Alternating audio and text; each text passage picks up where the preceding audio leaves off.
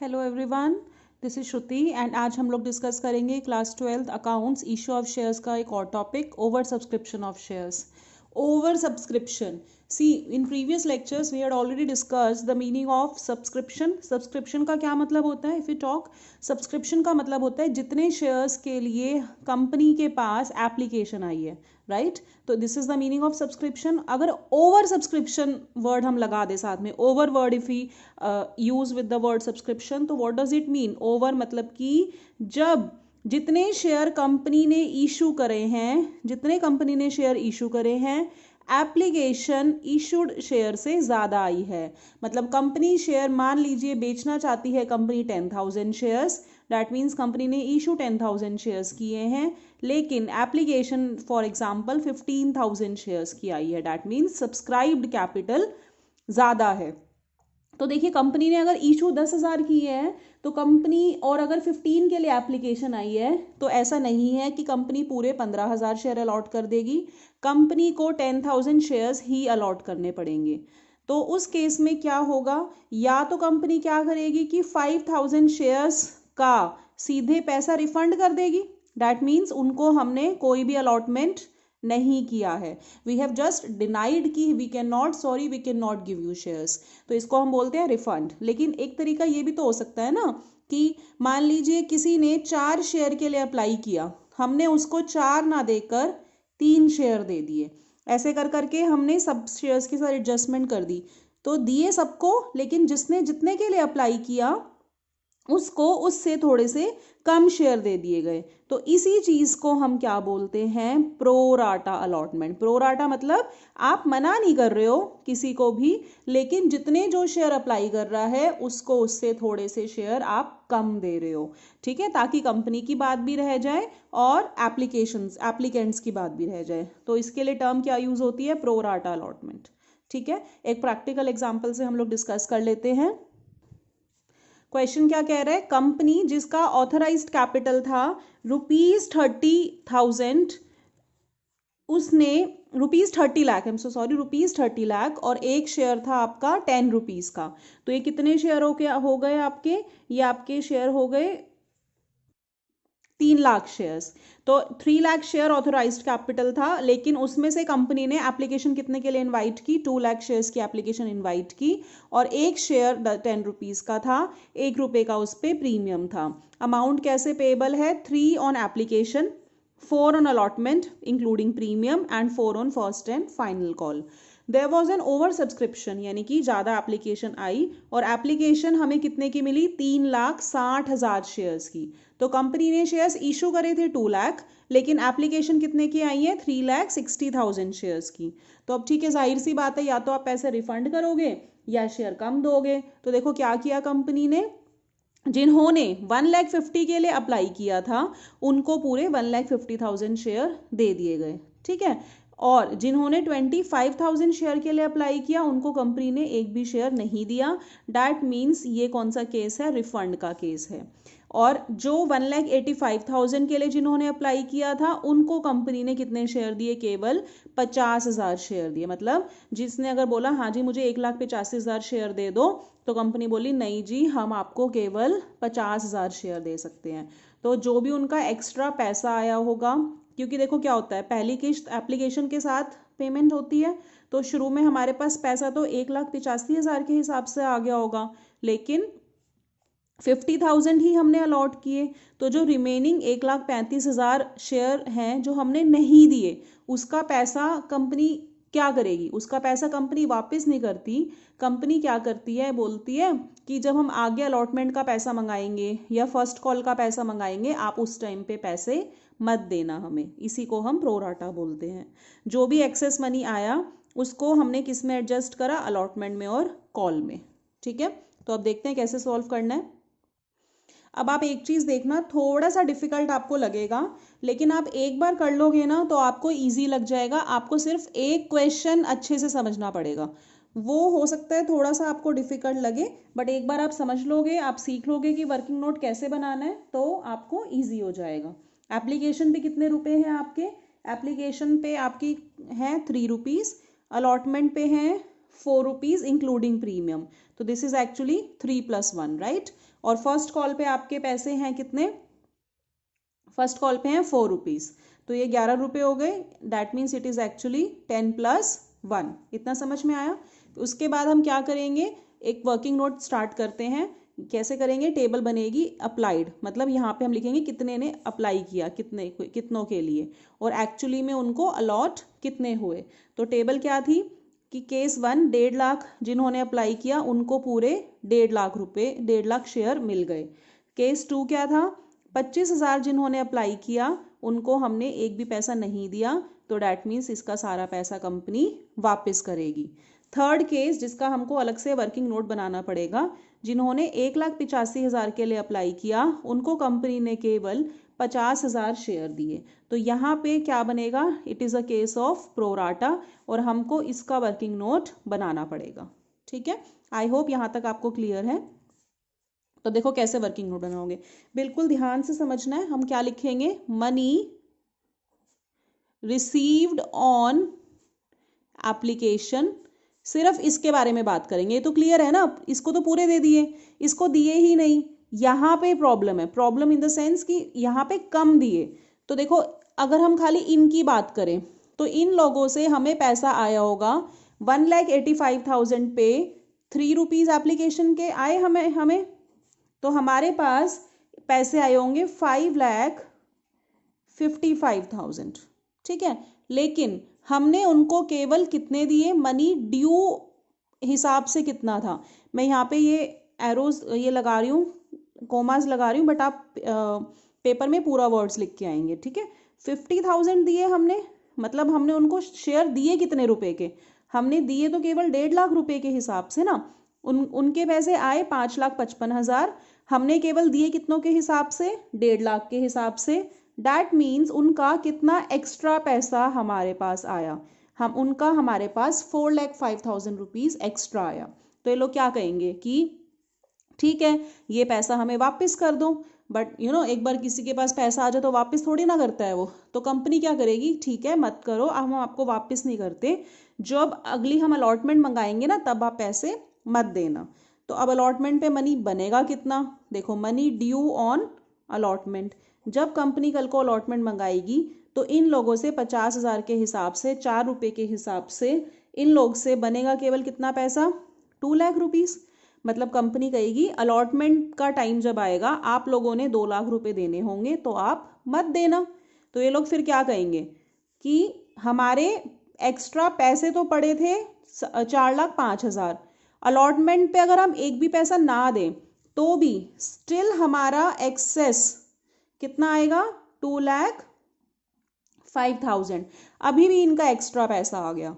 तो फिर कंपनी क्या करेगी, फिर कंपनी कहेगी ठीक है आप फर्स्ट कॉल पे भी पैसे मत देना। तो अब फर्स्ट कॉल पे ड्यू कितना बनेगा, money due on call 50,000 into call पे कितना पैसा था 2 लाख। तो इन लोग को कॉल पे भी पैसा देने की ज़रूरत नहीं है, लेकिन उसके बाद भी 5,000 रुपये अभी भी एक्सेस में है। उसके बाद तो अब कोई इंस्टॉलमेंट तो ड्यू है ही नहीं, सारा पैसा कॉल पे ख़त्म हो गया, फिर भी हमारे पास 5,000 रुपीज़ एक्स्ट्रा बच रहा है। तो ये वाला 5,000 कंपनी को इन एनी केस वापसी करना पड़ेगा, क्योंकि आगे हमारे पास एडजस्ट करने के लिए कुछ भी नहीं है। कई बार बच्चों को जब ये समझ नहीं आता तो हम क्या करते हैं, ऐसे समझाते हैं कि ठीक है माइनस कर दो, जो दोनों में से लोवेस्ट जो अमाउंट है ना, लोअर अमाउंट इज एडजस्टेड। ठीक है, तो हम यहाँ पे क्या करेंगे, जैसे कि 2 लाख रुपीज़ थे ना, तो 2 लाख रुपीज़ तो कहाँ एडजस्ट हो गए, अलॉटमेंट पे। मतलब अलॉटमेंट पे इन लोगों से अब हम पैसा नहीं मंगाएंगे क्योंकि उनका पैसा एक्स्ट्रा आया हुआ है। ऐसे ही 2,05,000 और 2 लाख में lower is 2 lakh and this is adjusted on first call. तो फर्स्ट कॉल पे हम इन लोग से अब 2 लाख रुपए नहीं मंगाएंगे क्योंकि इनका पहले से ही पैसा एक्स्ट्रा आ चुका है। रिमेनिंग 5,000 स्टिल एक्सेस है, so it will be refunded. ठीक है, अब हम जर्नल एंट्रीज की तरफ चलते हैं। तो सबसे पहली एंट्री, सबसे फर्स्ट एंट्री नॉर्मल जैसे होती है, हमारे पास सबसे पहले एप्लीकेशन का पैसा आएगा। मैंने इसमें फॉर्मेट नहीं बनाया है जर्नल का, आप प्लीज़ बना लीजिएगा। Bank account debit to share application account, किस हिसाब से आएगा, देखो टोटल पैसा, टोटल एप्लीकेशंस कितने शेयर्स की आई थी, टोटल एप्लीकेशन आपकी आई थी 3,60,000 की एप्लीकेशन आई थी, है ना। तो आपको यहाँ पे कितना आएगा 3,60,000 इनटू एप्लीकेशन पे पैसा कितना था, एप्लीकेशन पे इंस्टॉलमेंट ड्यू थी 3 रुपीज़ की। तो हमारे पास टोटल पैसा शुरू में कितना आया होगा 10,80,000। उसके बाद देखो ये वाली एंट्री थोड़ी सी डिफरेंट है, ये थोड़ा सा ध्यान से समझना है कैसे कैसे हुआ। Share application account debit, total पैसा हमारे पास आया 10,80,000 टू शेयर कैपिटल। एक्चुअल में आपने कितने शेयर देने हैं, एक्चुअल में तो कंपनी ने केवल कितने शेयर देने हैं, केवल 2 लाख शेयर देने हैं। तो एक्चुअली में 2 लाख इंटू 3 के हिसाब से 6 लाख रुपीस के शेयर की अमाउंट कैपिटल में जाएगी। अब कुछ पैसा हमने अलॉटमेंट में एडजस्ट किया था, वर्किंग नोट में हमने देखो ना अलॉटमेंट में एडजस्ट किया ना 2 लाख रुपए, तो वो एप्लीकेशन का कुछ पैसा ही तो हमने अलॉटमेंट में भेज दिया कि ठीक है ये एक्स्ट्रा पैसा था, ये अलॉटमेंट में भेज दो। ऐसे ही हमने कुछ पैसा किस में भेजा, कॉल में भेजा, ये रहा आपका 2 लाख रुपीस। उसके बाद हमने कुछ पैसा रिफंड भी किया है। रिफंड कैसे, देखो एक तो ये वाला 5,000 रुपीज जो स्टिल एक्सेस आ रहा था, तो एक तो 5,000 आपने रिफंड किया। एक आपने कौन सा रिफंड किया, जो 25,000 के एप्लीकेंट्स थे उनको हमने एक भी शेयर नहीं दिया है, तो उसका पैसा भी तो वापसी करना पड़ेगा ना। 25,000 इंटू 3 75,000 प्लस 5, तो ये आपने रिफंड कितने का करा 80,000 का रिफंड कर दिया। अब देखो मैच हो गया ना, ये भी 10,80,000 बन रहा है, ये भी 10,80,000 बन रहा है। डैट मीन्स आपने सारा पैसा कहीं ना कहीं एडजस्ट किया है। अब हम नेक्स्ट एंट्री क्या पास करेंगे, अलॉटमेंट ड्यू करने की। तो उसकी जनरल एंट्री होगी share allotment account debit to share capital, और सिंस अलॉटमेंट पे प्रीमियम था तो टू सिक्योरिटी प्रीमियम रिजर्व। अब हमने अलॉटमेंट पे तो हम 2 लाख से ही शेयर से एंट्री करेंगे ना, क्योंकि कंपनी ने अल्टीमेटली तो 2 लाख शेयर ही दिए हैं। तो 2 लाख इनटू कितने, अलॉटमेंट पे कितना पैसा था 2 लाख इंटू 4 रुपीज ड्यू था, तो ये आपका हो गया 8 लाख। शेयर कैपिटल पे फेस वैल्यू आती है विच इज 3 रुपीज 6 लाख, और बाकी का 2 lakh into 1 that is your securities premium. ठीक है, अब आपके पास अलॉटमेंट का पैसा आपको मिलेगा, तो उसकी जनरल एंट्री क्या होगी, bank account debit to share allotment account. अब देखो कैसे करोगे, अलॉटमेंट पे टोटल पैसा आपको आना चाहिए था 8 लाख रुपीज, राइट। अब टोटल पैसा आपको 8 लाख रुपए आना चाहिए था, जिसमें से अपना वर्किंग नोट देखेंगे अब आप, जिसमें से आप ये देखो 2 लाख रुपए तो एडजस्ट हो गया ना अलॉटमेंट पे, तो अब वो पैसा हमारे पास नहीं आएगा क्योंकि वो पहले ही आ चुका है। अगर आप ध्यान से देखोगे तो अलॉटमेंट डेबिट यहाँ पे है 8 लाख रुपए से, और वो क्रेडिट देखो यहाँ पे हो चुका है 2 लाख रुपीज से, और यहाँ पे टोटल आपको I am so sorry this will be 6 lakh. ठीक है, अरियर वर्ड ने अलॉटमेंट के साथ हम अरियर वर्ड यूज नहीं कर सकते। तो अलॉटमेंट पे आना चाहिए था 8 लाख रुपए, लेकिन हमारे पास अलॉटमेंट के में से 2 लाख रुपए पहले आ चुके हैं, तो हमारे पास टोटल पैसा केवल कितना आएगा 6 लाख रुपए का आएगा। ठीक है, तो क्यों, देखो अब डेबिट हुआ 8 लाख, एक क्रेडिट हो गया 6 लाख यहाँ, और एक 2 लाख का क्रेडिट हो गया यहाँ, तो टोटल क्रेडिट हो गया ना 8 लाख रुपीज का। मैं रिपीट कर देती हूँ, अलॉटमेंट पे पैसा आना चाहिए था 8 लाख रुपीज, लेकिन 2 लाख रुपीज एडजस्ट हो गया, यानी कि पहले आ चुका था, एप्लीकेशन में से हमने एक्सेस मनी ट्रांसफर कर दिया था, तो अब हमारे पास केवल 6 लाख रुपए आएगा। ये मत समझना कि ये 6 लाख रुपए ये वाली अमाउंट है फेस वैल्यू वाली, नहीं, ये 6 lakh rupees 2 lakh rupees minus करके है, जो कि ऑलरेडी हम लोग वर्किंग नोट में एडजस्ट कर चुके हैं। ठीक है, अब हमारे पास क्या होगा, फर्स्ट कॉल हम ड्यू करेंगे, share first and final call account debit to share capital. कितने शेयर्स थे, टोटल 2 लाख शेयर थे, और कॉल पे कितना पैसा था, कॉल पे पैसा था 4 रुपीज का, तो आपके पास कितने रुपए हो गए, 8 लाख रुपीज आपने कंपनी मंगा रही है शेयर होल्डर्स से पैसा।